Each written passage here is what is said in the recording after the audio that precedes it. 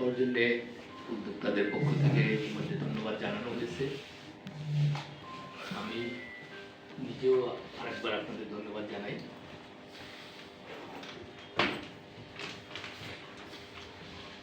আপনারা শুনেছেন রাউজান এবং মিরেন সবাই ওনারা সম্প্রতি সফল করেছেন, তার অভিজ্ঞতা লিখিত বক্তব্য ইতিমধ্যে পাঠ করা হয়েছে এবং এরপরে রুবায়েত ফেরদৌস অত্যন্ত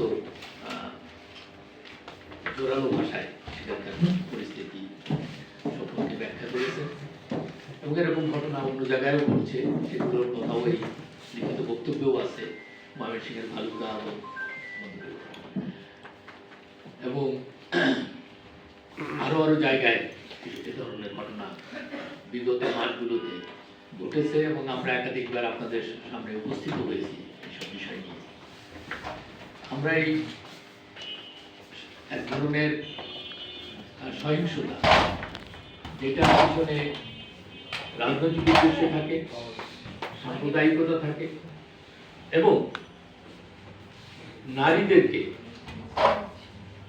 নির্যাতন করা বা নারীদেরকে অসম্মান করার অসৎ উদ্দেশ্য থাকে, এগুলোর বিভিন্ন জায়গায় বিভিন্ন ঘটনার মধ্য দিয়ে আমরা যেমন এর মধ্যে মিল আছে, আবার বিভিন্ন ঘটনার মধ্যে বৈশিষ্ট্যগত পার্থক্য আছে। একটা ব্যাপার পরিষ্কার, যেটা বেশিরভাগ ঘটনাই হচ্ছে খুব সংগঠিত, পূর্ব পরিকল্পিত।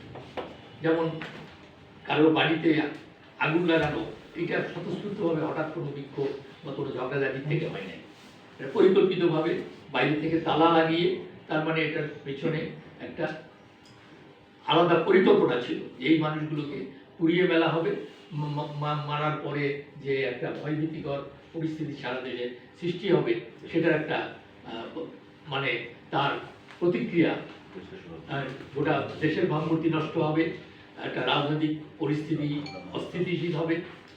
এই ঘটনাগুলো ধারাবাহিকভাবে ঘটে চলেছে এবং এই কারণেই আমি যে কথাটার উপরে জোর দেব, এটা জাতিগত বা ধর্মীয়, সংখ্যালঘু সম্প্রদায়, আদিবাসী কিংবা অন্য কোনো প্রান্তিক জনগোষ্ঠীর সমস্যা শুধু না, এটা আমাদের গোটা দেশের সমস্যা।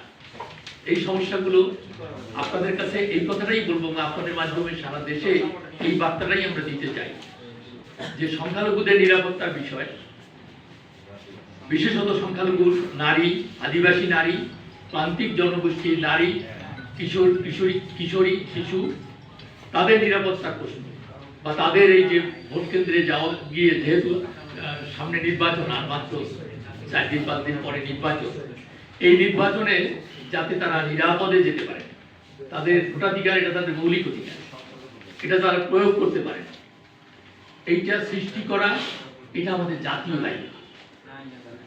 এইটা নির্বাচন কমিশন, সরকারের যত এজেন্সি আছে আইন রক্ষা, তাদের প্রত্যেকেরই দায়িত্ব।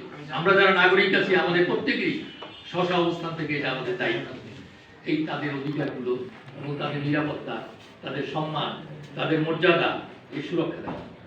কারণ এটা যদি না দেই, আমাদের দেশে যে রাজনৈতিক এবং অর্থনৈতিক এবং সামাজিক স্থিতিশীলতা, যেটা আমাদের সকলেই আমরা কামনা করি, এটা ছাড়া উন্নয়ন হবে না, এটা ছাড়া আমরা কেউ নিরাপদ থাকবো না। সেটা রক্ষা করতে হলে এই সংখ্যালঘুদের, এই প্রান্তিক জনগোষ্ঠী, আদিবাসীদের, নারীদের নিরাপত্তা এবং তাদের ভোটাধিকার প্রয়োগের যে পরিবেশ, এটা আমাদের সুনিশ্চিত করতেই হবে।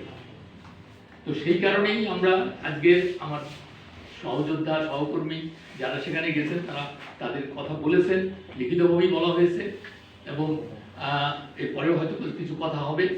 আমি যে কথাটি আপনাদের মাধ্যমে আমাদের সবার পক্ষ থেকে বলতে চাই, সেটি হচ্ছে আমরা সংখ্যালঘুদের সমস্যাটাকে সংখ্যালঘুদের একক সমস্যা হিসেবে আমরা দেখি না। আদিবাসীদের সমস্যা, এটা আদিবাসীদের সমতলের কিংবা পাহাড়ের আদিবাসীদের সমস্যা হিসেবে দেখি না। নারীর সমস্যা শুধু নারীর সমস্যা না, আমাদের সকলের সমস্যা। অতএব এই সমস্যাকে আমাদের যাদের দায়িত্ব, সরকারের বিভিন্ন এজেন্সি, তাদের দায়িত্ব বেশি, কিন্তু আমাদেরও দায়িত্ব আছে। সকলে মিলে তাদেরকে এমন সুরক্ষা দিতে হবে এবং স্থিতিশীল একটা সমাজ, রাষ্ট্র, অর্থনীতি, এটা আমরা চাই। এই নির্বাচনের মধ্য দিয়ে একটি নির্বাচিত সরকার, শান্তিপূর্ণভাবে নির্বাচন হোক, নির্বাচনের একটা নির্বাচিত সরকার আসুক এবং আমাদের গণতন্ত্র অনেক অনেক বছর ধরে আমরা গণতন্ত্রের যে প্রক্রিয়া, সেই প্রক্রিয়া থেকে ব্যাহত হয়েছে, এটা আমরা সকলে জানি। আমরা আমাদের যে আপনারা এই জুলাই অভ্যুত্থানের কথা আমি এই প্রসঙ্গে বলতে চাই, এই হলেই জুলাই অভ্যুত্থানের সময় যখন নির্যাতন, নিপীড়ন, হত্যা, চরম একটা অনিশ্চিত একটা অবস্থা, আমরা অনেক ঝুঁকি নিয়ে আমরা কয়েকজনে এইখানে এই হলেই আপনাদের সামনে আমরা হাজির হয়েছিলাম।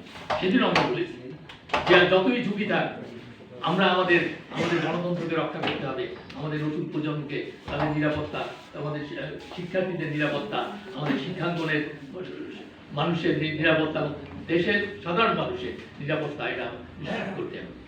আজকেও সেই অভ্যুত্থানের বা আন্দোলনের যে মূল স্লোগান বৈষম্য বিরোধী, আমরা কোথাও বৈষম্য বিরোধী দেখছি না। এভাবে এই